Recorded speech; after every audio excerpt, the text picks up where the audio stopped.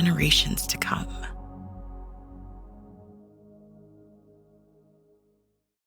Good afternoon. It's November 22nd. It's 12:55 in the afternoon.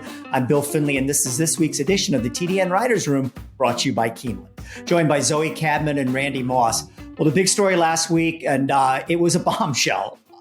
A appeals court out of not the Southern District, out of Texas, actually. No, actually, it was New Orleans, wasn't it? But anyways, the Fifth Circuit Court of Appeals ruled that HISA was unconstitutional. And this is why they said it was, because it delegates unsupervised government power to a private entity, which is a violation of the private non-delegation doctrine. With putting that into plain language, what it means is that there was not enough authority given to the Federal Trade Commission, and that basically HISA, which is a non-governmental agency, was in charge. Where does that leave us? That's anyone's guess. It's chaos right now. Randy Moss, what do we make of things right now? Anyone who has followed the sport of thoroughbred racing closely over the last 3 or 4 decades, quite frankly, is not surprised at all that it is turned into a complete and utter mess and complete and utter chaos. Because that's what the sport does to itself. It shoots itself in the foot at every opportunity available.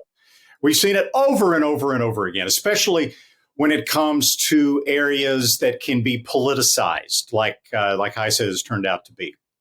Now we're in a situation where, as you pointed out, the unconstitutionality centers around the FTC not having enough oversight. So horsemen's groups like the National HBPA didn't like it because of what they believe are the adverse effects on the sport. And the way to correct that in HISA, apparently, is to give the Federal Trade Commission more oversight in making rules instead of people that actually know something about the sport. So this whole thing has just become a tornado of unintended consequences. I don't know what's going to happen. We're going to hear from Ed Martin a little bit later from the ARCI. I'm not sure he knows exactly what's going to happen. But one thing we do know for sure is that right now it is a complete mess. Absolute cluster, basically. And basically horse racing is between a rock and a hard place, I think. Do you allow the FTC to completely take over, or can you police yourself? And we've proven time and time again that horse racing apparently cannot and do need some oversight. But I just don't know how they're going to fix it. I mean, it's a shame. It's a damn shame for a lot of the people that wanted HISA to go through, because the majority of states did push HISA through, and then there was some pushback. And I honestly don't think that a lot of the states that had the pushback going forward for them actually even thought it was going to come to fruition. They basically won and weren't expecting it. So it is just an absolute mess. Hopefully Ed can bring some light to it a little bit later. So here are what the next possible steps are for HISA. There's basically 3. Now, remember, they lost a court case from the Fifth Circuit, but it was only before a panel of 3 judges. They can go back to the court and ask for what's an en banc hearing, which means it would then be the trial would start all over again and would be before the full court of the Fifth Circuit. That's number 1. Number 2, they can try to take the case to the Supreme Court of the United States and try to win at that level. Number 3 is they could go back to Congress and say, we've got some problems here. We have to rewrite the legislation so that the FTC does have more power, and we will correct the wrongs that the judge in the Fifth Circuit said were things that made this unconstitutional. And I don't think they can win. And again, I'm not a lawyer, though. Sometimes, unfortunately, covering this sport, you need to be now, because we talk more about this kind of stuff than we do who's going to win the Kentucky Derby. It sounds like, and it gets very frustrating. But I don't think they can win on any of those 3 avenues, and here's why. First of all, it was an unanimous ruling by the 3-person panel. If they agree to this en banc hearing, what are the chances are that the full court will override what the 3-person panel already decided? That's number 1. Number 2, if they want to try to take it to the Supreme Court, what are the chances that the Supreme Court accepts the case? And if they do, look at the kind of Supreme Court that we have right now. It's very conservative. It believes in states' rights. It believes in small government and lack of government oversight into various things. I don't think if the Supreme Court takes it, they would ever win at the Supreme Court level. then maybe the best option is then to go back to Congress. Mitch McConnell, the House minority leader, not the House, but the Senate minority leader, who was instrumental in getting this passed in the first place, still has a lot of clout. He could come in and do something. But we're going to go into a congressional year, 2 years, where there's going to be absolute chaos. I mean, they're going to be a lot more worried about Hunter Biden's laptop than they are about horse racing. So what are the chances that they actually tackle this and get it settled? So, Randy, I hope I'm wrong because I am a HISA fan. But at the end of the day, I think HISA is going to go away. I think HISA might be on life support right now. I totally agree with everything you said, and it's unfortunate. There are, one of the issues I think is that there are always in horse racing seem to be conflicting priorities when you get to something like this. The national HPPA seems to be focused more on uniform state-to-state medication regulations and Lasix, whether or not Lasix is permitted or not, and at what levels it's permitted or not. That seems to be a lot of the issue for the HPPA, as well as funding, right? Some of the prominent owners and trainers and breeders that signed on to HISA are more concerned, I think, about a level playing field in the sport. And I think that's what most horse players are concerned about, the people that actually pay the bills. I think we're concerned not so much about the 21 picograms of whatever it was, I forget now, that was in Medina Spirit when he won the Kentucky Derby. We're more concerned about the Jorge Navarro, Jason Service type situations where the testing that has been given to racehorses now for decades is not catching what most people believe to be the true cheaters that are using substances that are evading the normal testing procedures. The way Navarro and Jason Service, whose case is yet to be adjudicated, were busted is through investigations that were funded by the Jockey Club. Okay, that's the way forward. That's what HISA was going to have included in its framework, but it's not cheap. Investigators don't work for free. Investigators cost a lot of money. So who pays for it? That seems to be, in my opinion, the primary issue right now. Do you ask horse players to pay for it? Well, the parimutuel tax is already so high on horse players that many of them are either getting out of betting completely or they're switching their betting to offshore where they can get rebates. Okay, you can't really tax the horse players more. So the owners and trainers are left, and yet the owners complain that it's already a money-losing situation to own racehorses. Now you're adding more of an onus on us, more of a financial burden. So who pays for it? It's a big mess, conflicting priorities. Hopefully it'll get solved, but I'm certainly not optimistic at this point. It feels like we take 5 steps forward and 7 steps back every time we go through this. So I don't have the answers. I wish I did. I mean, federal funding and federal oversight would be great, but right now we're just all kicking each other in the shins. Yeah, we certainly are. But here's one of my problems with this. At the end of the day, if I'm right and that HISA is going to be, the plug is going to be pulled on it, the National HPPA and the others that were the plaintiffs in this lawsuit will take a victory lap. They won. But here's my problem. To win means you're okay with the status quo. And I don't see how anybody can be okay with the status quo. And never have I heard from National HPPA or any of these other groups, okay, we don't like HISA, we'd like this instead. They just say, we don't like HISA. But what would you do? The status quo is where we got ourselves to in 2022, where Navarro is in jail, Service is likely going to jail, and there's still hundreds of guys out there that are running horses every day that are cheating. We know that. Can't name names, but we all know who they are for the most part. And this sport has a huge integrity problem, and it's crippling to the sport.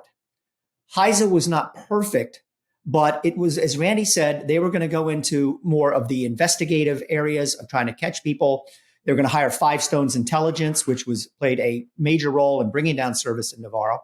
They were going to make the game cleaner and safer and more on the level. If HISA goes away, we're right back to the status quo. And again, if Eric Hamelback or anybody else from the anti-HISA group wants to come on this show and explain to say, Bill, you're wrong. This is what we want to do. We don't like the status quo either. this is what we want going forward, I'd be glad to put him on the show. But to me, to be against HISA is to be for the status quo. And I don't see how anybody can be for that, the kind of mess we're in this sport right now. The Keeneland November Horses of Racing Age sale was held last Thursday after a successful breeding stock sale and was highlighted by a $1 million juvenile coat by Intermischief out of Gaudet. A total of 161 horses were sold for an average of $68,000. We also look forward to the 2023 Keeneland January Horses of Racing Age sale, which begins on Monday, January the 9th. Bring your coats, guys. It'll be very, very chilly indeed. We'll be right back after these messages from Keeneland. If this place could talk, it would roar. It would say, this is racing. This beating heart in the heart of horse country. Steady and strong beneath the roar, reminding us why. For the love of the horse, for generations to come. Speightstown, Munning,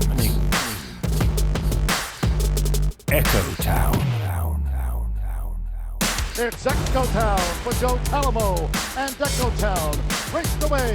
And Echo Town is drawing away in the stretch. Echo Town wins the Allen Turkin Stakes. A sire line so prolific, it repeats itself. Echo Town.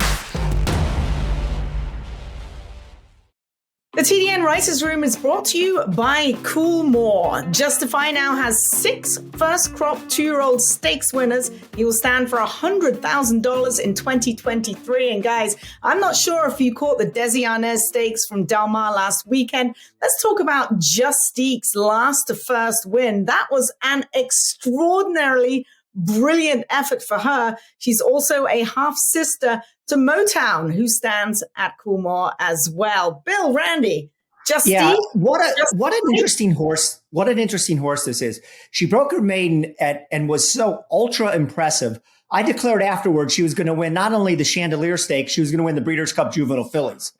What does she do? She runs kind of a flat race in the Chandelier. I give up on her in the Desi Arnaz, and every time she zigs, I zag. And she not only won the race, she won it again with this just eye-catching, explosive move that she has. She's so far behind, and then she just runs by horses like they're standing still, then gets to the finish line first. And look, I'm not going to say she's the next Zenyatta. I'm not going to go anywhere near there. But trained by John Sheriffs, she's got that same kind of running style where she looks hopelessly out of it, and then in a blink of an eye, she goes from last to third and then to first. So, Randy, I know in her first 2 starts, she didn't run particularly fast. Where does she stand up on the buyer scale right now? In the Desi Arnaz, she got an 81 buyer speed figure, which is not going to blow anybody's socks off. But in the realm of the current crop of 2-year-old fillies, which looks a little subpar, I think that 81 would put her right in the hunt to win a graded stakes race, maybe even a grade 1 stakes race in her next start. She's an exciting horse to follow. What's interesting to me about her is that when she broke her maiden July 31st, she broke slowly from the gate, dropped way, way, way back, circled the field with this massive move, the reasons why you liked her so much. And I think everyone thought, wow, if she doesn't break slowly from the gate, how good could this filly be? Well, as it turns out, that's her running style. In her next start, the Chandelier, she had gotten sick in between her career debut and the Chandelier. Sheriff said she'd missed about a week of training time. She was running on a Santa Anita surface that was uncommonly deep for Santa Anita. So in hindsight, Sheriffs believes that it was a perfect storm of factors that led to sort of a dull effort in the Chandelier. The fact that she missed training time, the fact that she was going from a maiden race to a graded stakes in the Chandelier, the fact that she was going from a 5.5 furlong sprint to a mile and a 16th, and then the deeper racetrack, maybe she wasn't quite fit enough. So anyway, she didn't run as well. Now we see her again drop way, way back. That's just going to be her style, apparently. She's going to be like a Zenyatta. And so it's going to be interesting to see how she does going forward. The thing that Zenyatta had in her favor, she had that running style, right? But she was also running almost exclusively on synthetic racing surfaces that were kinder to that running style than a conventional dirt surface. Justique, if she sticks with this running style, is not going to have that same advantage, Zoe. No, she's not, but she's also not going to get any dirt in her face because she's just so far back.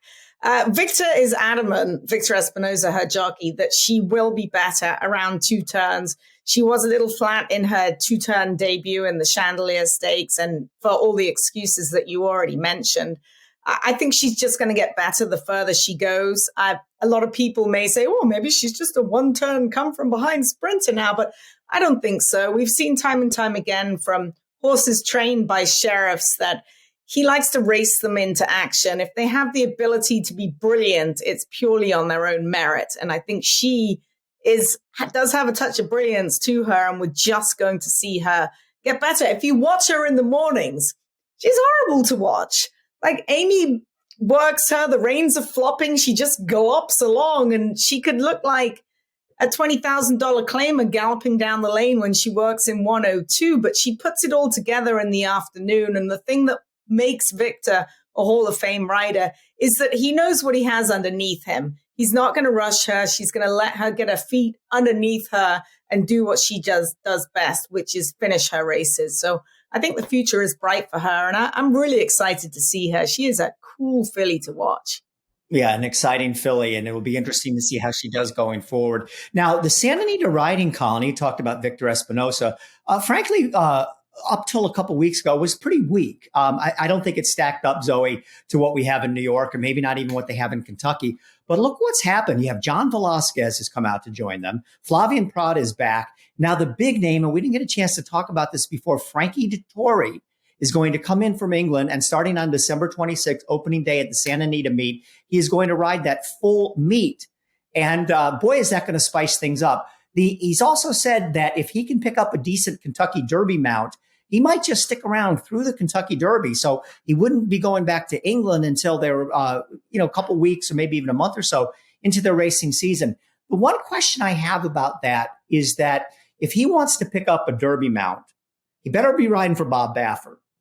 And Bob Baffert has already got John Velasquez. He's already got Juan Hernandez. He already has Mike Smith. I don't know if Dettori can get into that barn or not. There's a line lined up at Baffert's office door for jockey agents trying to get in there. But he's obviously a great rider. It's going to be an interesting chapter in his career. And I can't wait to see how he does out there. It's going to be very interesting because you mentioned Derby first Saturday in May. We all know about the John Gosden bust-up between Dettori, Gosden wanting Frankie to be more serious and be there in the gallops and be there in the morning. But you know what else is the first Saturday in May? Is the 2000 Guineas, the very same weekend. So Frankie has to make up his mind. Does he want to win a Derby or does he want to win a Guineas? So I think this is a very interesting situation that we'll see go forward with Frankie Dettori. As far as the jockey colony out here, I think it's great all these guys are coming. Perhaps they could bring us a few horses with them as well, because we're going to have an awful lot of jockeys out here. Hopefully some of the trainers that are out here right now for the Del Mar meet will stick around for the Ship and Win at Santa Anita, because it's a very lucrative program, and get more horses to come here for the winter meet, which, hey, more horses, Frankie Dettori, I mean, what's better than that? We get sunshine too. Mm-hmm. There's a couple of things about the Dettori thing that interest me. First of all, he has hired as his agent Ron Anderson, who is not only the preeminent jockey's agent in America right now, he's arguably the greatest jockey agent of all time. When you look at Ron Anderson's list of past riders and what he's done with them, it's just absolutely astounding. And so that's who's going to be booking the mounts for Dettori in California. And the second aspect of this is you have to ask yourself, why now?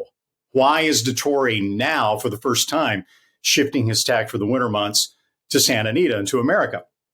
One reason is that it is being facilitated by First Racing, who owns Gulfstream Park and owns Santa Anita, as a part of a marketing plan to increase the visibility of racing at Santa Anita in the winter, with Dettori there, who's nothing if he's not camera friendly. And secondly, First Racing controls the rights to international betting on Gulfstream and Santa Anita. With Frankie Dettori riding at Santa Anita, you would think it would have to increase the amount of betting revenue that's being accumulated overseas, in the UK in particular. So there are a lot of reasons why this is happening right now, and it's going to be really interesting to see how it all pans out. It's a very good move on First Racing's part to bring Frankie. He's got nothing to lose. I think he's won 43 races lifetime in the US from 350 something mounts. His average per start in the US is 256,000 or something close to that. So he's won a lot of big races over here. And I'm looking forward to, seeing how he's going to match up with the likes of Pratt and Rispoli. We basically have a very, very international Jockey Connolly here at Santa Anita. It'll be interesting because 43 wins, 40 of those coming on the turf course. We've seen time and time again that turf racing is basically superseding dirt racing, especially out here in Southern California right now. And I'm looking forward to seeing this matchup between all those guys. The Lanes End Stallion of the Week is Game Winner, whose first foals were on display at the Keeneland November sale. Game Winner had 10 sell for an average of almost $140,000, including a colt that brought $280,000. Game Winner is a son of Candy Ride. He was a champion 2-year-old. Of course, he won the Breeders' Cup Juvenile for Gary and Mary West and trainer Bob Baffert. And Game Winner stands for $30,000 this year at Lanes End. We'll be right back after this message from Lanes End. As a 2-year-old, he was just phenomenal. I think that 2-year-old form is so important, especially when they can take it to that championship level. And Game Winner, he brought it to that championship level. The Rebel Stakes, he still ran the most impressive race, just getting beat in the nose by Omaha Beach. Candy Ride was a brilliant racehorse. He showed brilliance, and he throws brilliance. And Game Winner, the minute he showed that brilliance, I knew right there we had something really special. The Green Group Guest of the Week is sponsored by The Green Group, an accounting and tax consulting advisory firm specializing in the thoroughbred business. With over 500 clients in the racing industry, they have proven strategies to save you money. To learn more about The Green Group and those strategies, log on to www.greenco.com. And we welcome in now this week's Green Group Guest of the Week, Ed Martin. He's the president and CEO of Association of Racing Commissioners International. Obviously, the big story last week was the Court of Appeals for the 5th District ruling that HISA is unconstitutional. It's a mess. And Ed, we brought you and you're going to explain everything to us. And when we're all done, we're going to understand what is just an absolute unfathomable situation. But I guess from the perspective of racing commissions, the first question I have for you, come January 1, when HISA was supposed to take over all the drug testing and the enforcement of drug testing in the sport, do the racing commissions go with HISA rules? Do they go with their own rules? What are they supposed to do now that HISA is up in the air? Well, we've told everybody to talk to their lawyers, but somebody could say there's too many lawyers in this whole mix. What we've got is we've been told for almost 2 years now that the HISA Act was bulletproof in terms of its legality. And we found out last week that that's not true. So now we're in the great unknown. And we have a situation that HISA has been declared unconstitutional by a 3-judge federal court appeals panel. Charlie Sheeler says it's not taking effect till, who's the HISA chair, says it's not taking effect till early in January. That may be true. But what we're dealing with is we have to enforce rules. Now, as of January 1, under the federal law, HISA is totally responsible for enforcing the anti-doping and the drug rules. It's totally their deal. And many states have been preparing for that. Some states are totally getting out of that space and leaving the test barn personnel, the hiring of them, the training of them, and so forth, totally to the HIWU subsidiary of HISA. But we're in a situation where we have a sport that if the HISA rules apply on January 1st, and somebody gets sanctioned for a drug violation or a doping violation under the HISA rule, then if HISA is ultimately declared unconstitutional and invalid, then that violation goes away. It doesn't exist. The penalty goes away. And you've redistributed purses. So this has the potential to be an enormous chaotic situation. HISA could could fix this themselves by going back to the FTC and saying, we're going to put off enforcement of our drug rules. And they could put it off 6 months, and hopefully we'll get a final court answer. But it doesn't look like we're going to get a final determination of their constitutionality anytime soon. So this is going to go into a great gray area.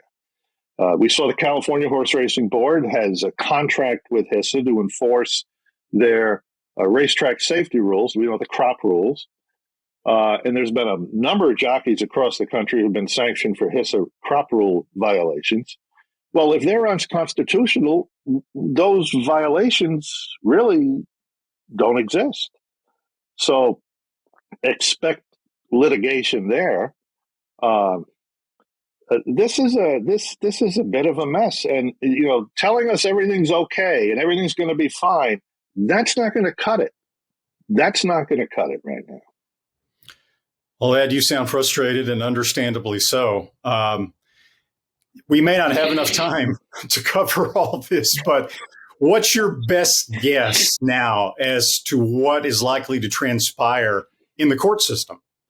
Well, there's another court case. A 3-judge appellate panel was appointed yesterday. I think they've got a hearing coming up first week in December. It's anybody's guess as to how long it takes those 3 judges to make a determination. If they follow what the Fifth Circuit has done and declare HISA unconstitutional, then it's a real serious problem, because then the only avenue for HISA is to go to the Supreme Court, and that's always a roll of the dice. But I have to tell you, we've been told by people like Bennett Lehman from the Albany Law School, who's spoken to various conferences about the Supreme Court, has become over the years more friendly to states' rights, and this is a states' rights issue. So, really what has to happen, I think, if you want to get uniformity, you want to get a better program. I mean, the RCI has called for technical corrections to this statute to put it together a little better, and also in a way that's going to mitigate the enormous extra cost that's looks like it's going to be imposed mostly on racetracks and horse owners and trainers. It could be that could be the impetus to put everybody back at the table, and we think that ought to be a cooperative effort. It shouldn't just be the people who supported HISA. HISA is a reality. I mean, I think everybody's used to and supportive of the concept of having a central entity make the rules. It's just a question of how to do it. And the way they did HISA, Randy, is unlike any other federal program. If the federal government wants you to do something a certain way, what the federal government usually does is put a carrot out there for the states. In other words, if you do it according to our standards, we'll give you 20%, 30%, or whatever your cost is to do it our way. HISA didn't approach it that way. They built their whole separate organization. And perhaps that's a better way to do it. And have some level of accountability, and possibly, the issue in the Fifth Circuit had to do with the fact that there were no checks and balances on HISA. And somebody told me this morning that if you're appointed to the HISA board, it's essentially an appointment for life. It's like being a Supreme Court judge.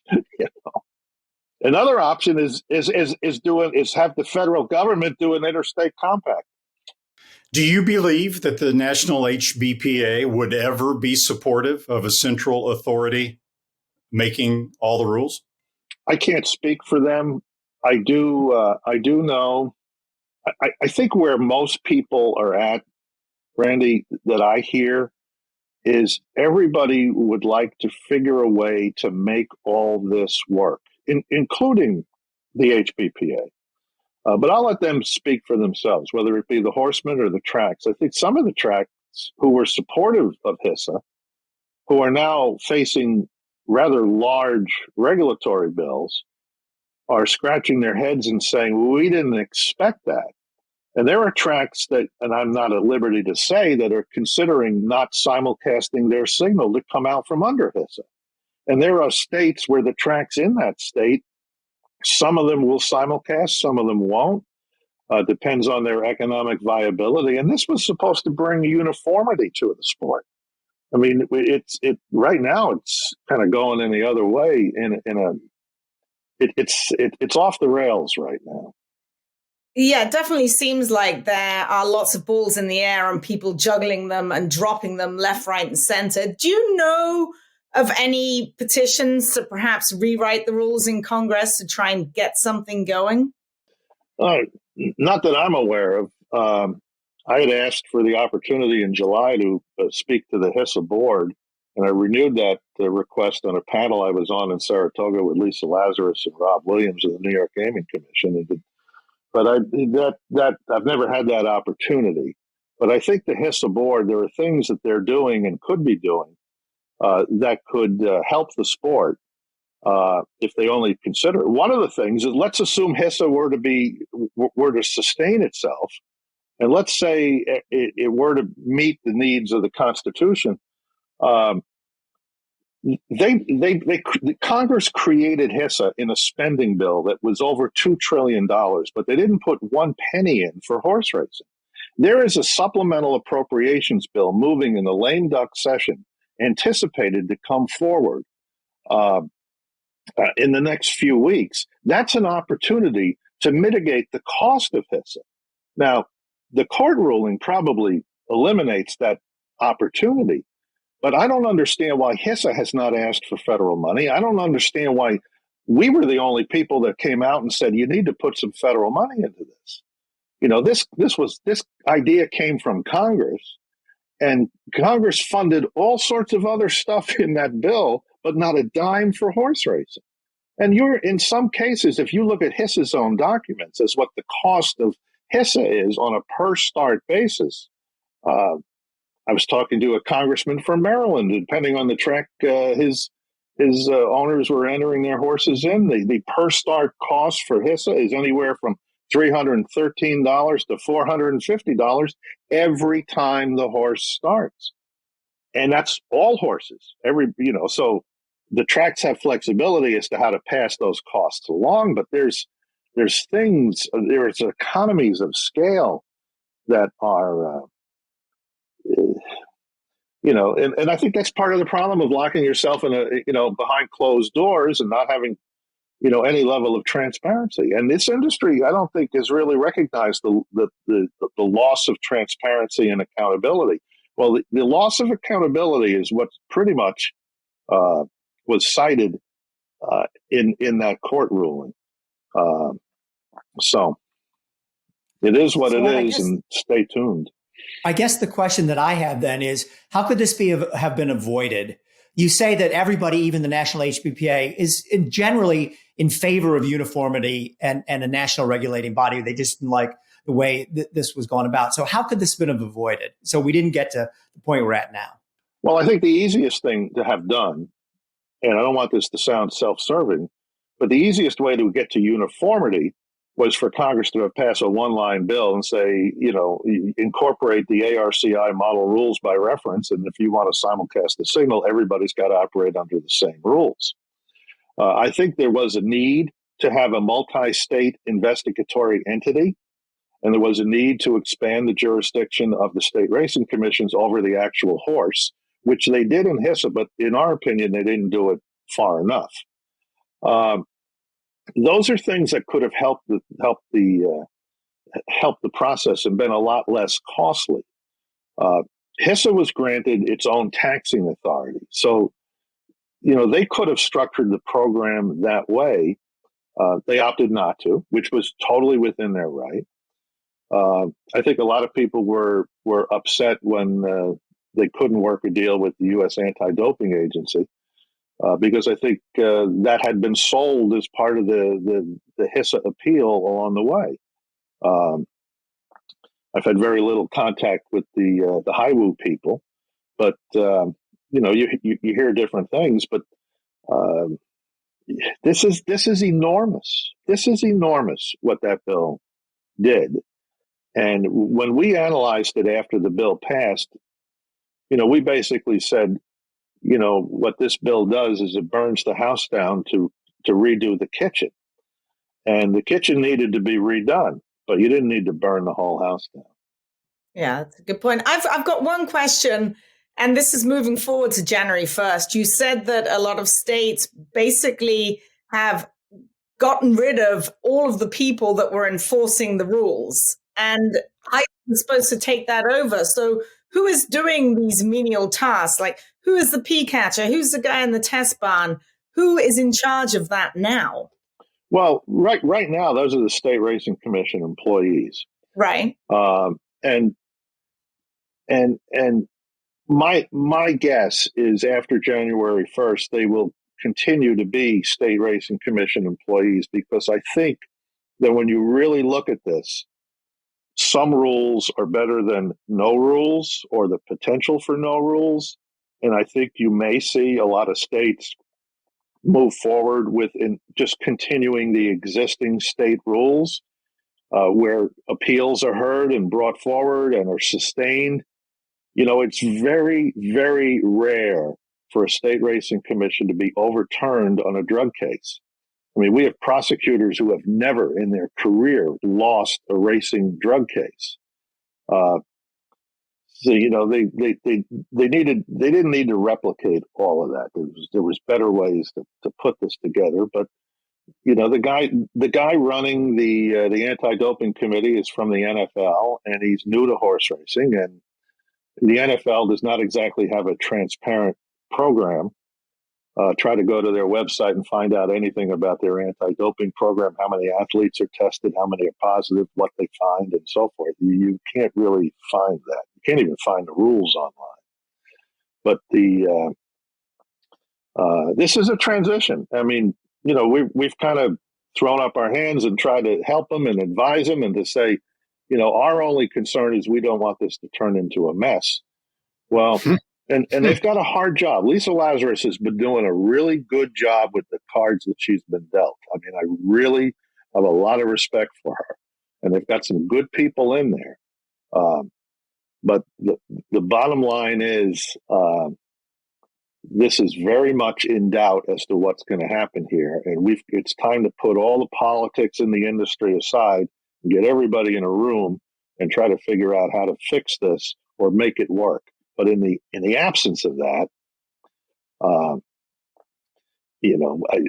think you're going to see a lot of states, when they talk to their attorney generals and their general counsels, come down to the conclusion that, we don't want to be in a position where we've got an anti-doping program that has absolutely no teeth in it because it might be ruled unconstitutional. Len Martin, thanks so much for helping to clarify what is absolutely a big mess. Let's hope at the end of the day, this comes out in favor of a positive resolution for the sport of horse racing. That's what we're all rooting for. Ed, thanks again. Thank you, Bill. The Green Group Guest of the Week was brought to you by The Green Group, an accounting and tax consulting advisory firm specializing in the thoroughbred industry. As this week's Green Group Guest of the Week, Ed Martin will receive a free 1-hour tax consultation. For more on The Green Group and their strategies, you can go to www.greenco.com. And we'll be right back after this message from The Green Group. Why do the most successful owners, breeders, and horsemen select the Green Group as their tax advisor? We simply save them money and know how to make them more successful. Over the past 40 years, founder Leonard Green has owned and bred some of the best racehorses in the history of the sport. His in-depth, hands-on industry knowledge, combined with cutting-edge tax-saving strategies, has produced positive results for his clientele and has made the Green Group the top-rated accounting and tax firm in the business. For a confidential and complimentary consultation, contact us at 732-634-5100 or visit our website at www.greenco.com. The Green Group, proven strategies to save you taxes. With some of the fullest fields in the country and quality racing year-round, there's never been a better time to reap the rewards of breeding and racing in Kentucky. Purse money in Kentucky is at an all-time high, as is average purse per race, outpacing California, Florida, and New York. Kentucky breds. Breed them, raise them, race them. We all win. The TDN Riders Room is brought to you by the Kentucky Thoroughbred Owners and Breeders, the KTOB. Of course, Churchill Downs is going hot and heavy right now, not only with all the stakes races over the Thanksgiving holidays, and there are plenty of those, but check out the maiden special weight races at Churchill Downs. 3 of them on Thanksgiving Day alone. Full fields, 8, 12, and 10. 2 of those maiden special weight races have $120,000 purses. Remember when that was an attractive stakes race? And also one for $92,000. That maiden special weight race is restricted for horses that sold or RNA'd for $50,000 or less. Check out the racing at Churchill Downs this weekend. Well, Randy, you just mentioned all the big races at Churchill Downs this weekend. There's a grade 1 on Friday. It is the Clark, and the featured event is going to be highlighted by Rich Strike. It looks like he's in a position now where he can certainly win this race. Frankly, the race came up pretty weak. He's the only grade 1 winner in the entire field. If he runs back to his race in the Breeders' Cup Classic from the numbers, looks like he's going to be right in the mix. West Willpower, he looks a little bit interesting. He won the Fayette last time out for Brad Cox. I'll jump the gun a little bit and say that if Rich Strike wins this, no, he's not the 3-year-old champion. That's still Epicenter, though I think maybe he will get some votes if he does win this. Would be his second grade 1 winner of the year, but he's only 1 for 8 on the year. Derby being the only win, so he would be 2 for 9. That's not championship material to me. But, he's kind of a fan favorite, and trainer Eric Reed found a soft spot for him for $750,000. Can you believe we're actually going to see Rich Strike as the favorite in a stakes race? That's unbelievable. Yes. Who would have thought it when he won the Kentucky Derby like that? He ran really well in the Breeders' Cup Classic. He was beaten 3 lengths by Olympio. He was beaten 2.5 lengths by Taba in finishing 4th. And he might not have had the greatest trip in the Breeders' Cup Classic. We don't know that because for some weird reason, and this is another case of thoroughbred racing dysfunctionality, you can get a head-on replay of a $3,500 claiming race with no problem. Good luck finding a head-on replay of the $6 million Breeders' Cup Classic, the richest horse race in America. It's not out there. According to Eric Reed, when Epicenter was injured on the backstretch of the Breeders' Cup Classic, it impeded Rich Strike. All we have to go on, since we can't see it on the pan shot, either the track feed or NBC coverage, and we don't have a head-on replay, the footnotes, the Equibase footnotes do say that Rich Strike was carried out on the backstretch by Epicenter. How far was that? Was he carried out past the middle of the track? Who knows? We don't know.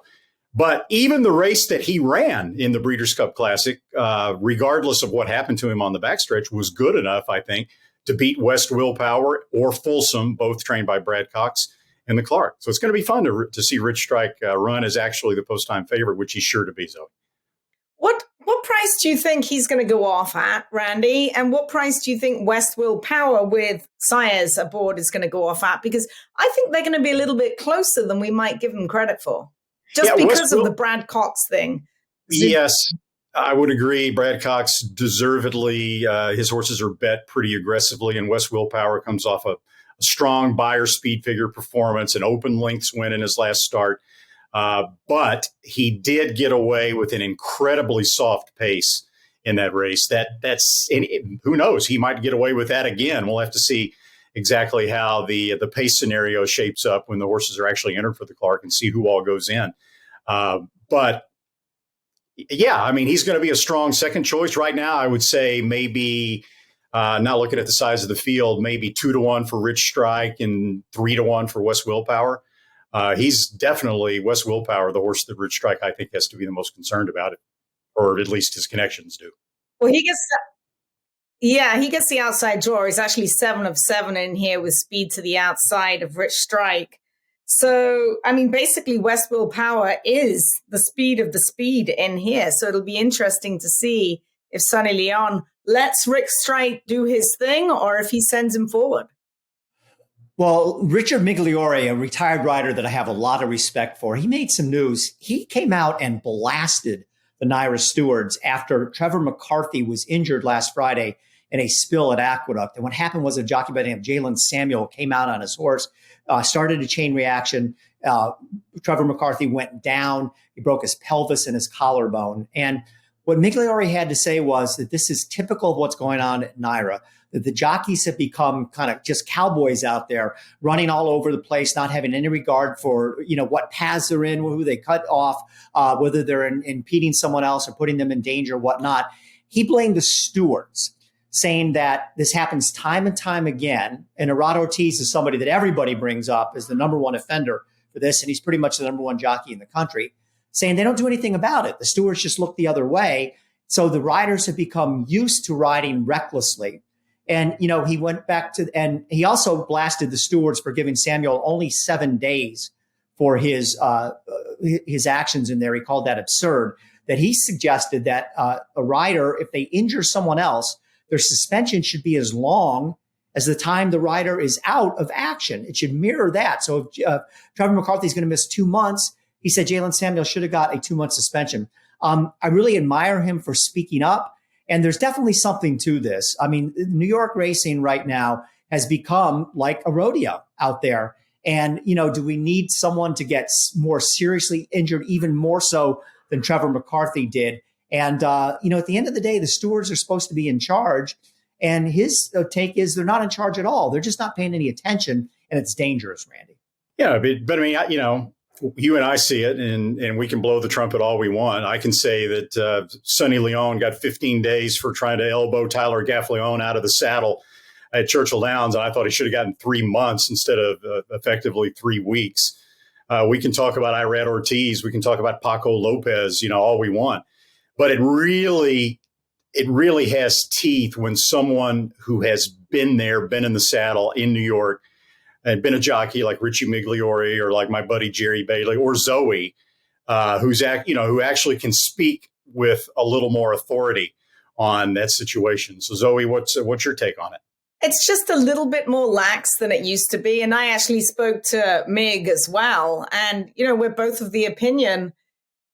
Everyone is talking about Cordero and comparing him with Irad Ortiz. But if Cordero had continued to do what Irad is doing, he would be stood down for an awful long time.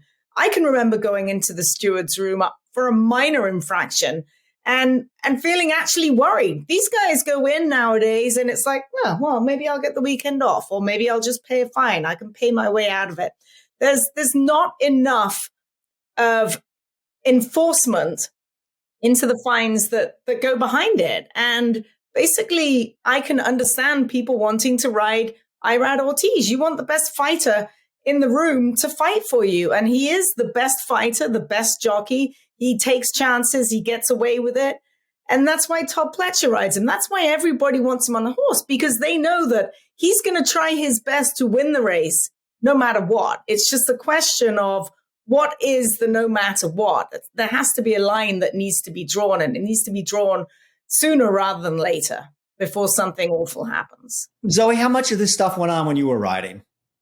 I mean, it goes on every day, and it's always gone on.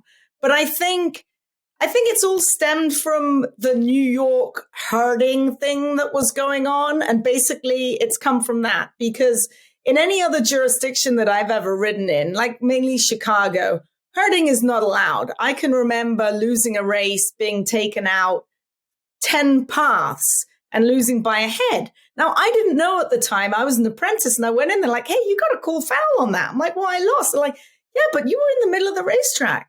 So I did call foul, and it got overturned. Now, in New York, for years, herding has been allowed. And I honestly believe that it's all stemmed from that. Oh, we get away with this? Oh, well, let's just push it a little further. Let's just push a little further. And they've pushed the envelope enough, and the envelope needs to stop. There needs to be a hard wall where that envelope cannot be pushed anymore. Okay, if you want to learn more about Richard Migliore had to say, why don't you look at the, what would be Tuesday's TDN, where I have a story in there. Some very strong words from Richard Migliore, and people in horse racing don't speak up enough, so we commend him for that.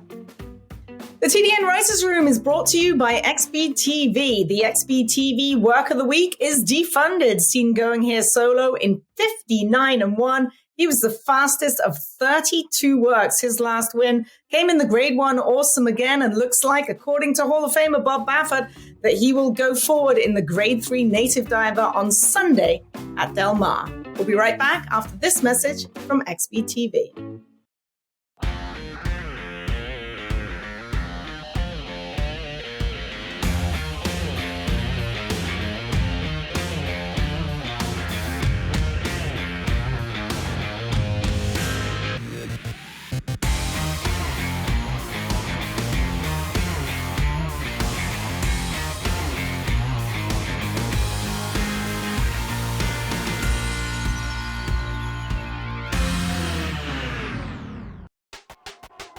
all the thrills. Fraction of the bills. Experience the power of the partnership. Change your life, make new friends, and compete at the highest level of thoroughbred racing. West Point Thoroughbreds, the gold standard in racing partnerships. Visit westpointtb.com. The TDN Writers Room is brought to you by West Point Thoroughbreds. Joining a West Point Thoroughbred partnership can vault you into a world of instant camaraderie among people surrounding high-class horses and stakes action for a fraction of the cost. Learn more at westpointtb.com. West Point as well had some pictures on their Twitter page of a Prosper, the good-looking City of Light colt out of Anchorage who sold for $1.7 million as a yearling. He's gearing up for his first start for Familiar Connections, trained by John Sadler and owned by a partnership that includes West Point and Woodford Racing. Is this their next superstar? Is it? Is it? We shall find out. Hey, this week's Remy cartoon is in, and it's a good one. It has a sign. Horses are coming on the track, and it says the day after Thanksgiving, and an announcer is announcing the overweights. Every horse in the race is overweight after, of course, feasting on turkey dinner on Thanksgiving. So anyways, that's this week's show. I want to thank you, everybody, for listening, and everybody watching. I want to thank Randy Moss, Zoe Cadman, Ed Martin, the Green Group Guest of the Week, our producer, Patty Wolf, our associate producer, Katie Petruniak, our editors, Anthony LaRocca and Aaliyah LaRocca. I'm Bill Finley. We'll talk to you next week here on the TDN Writers.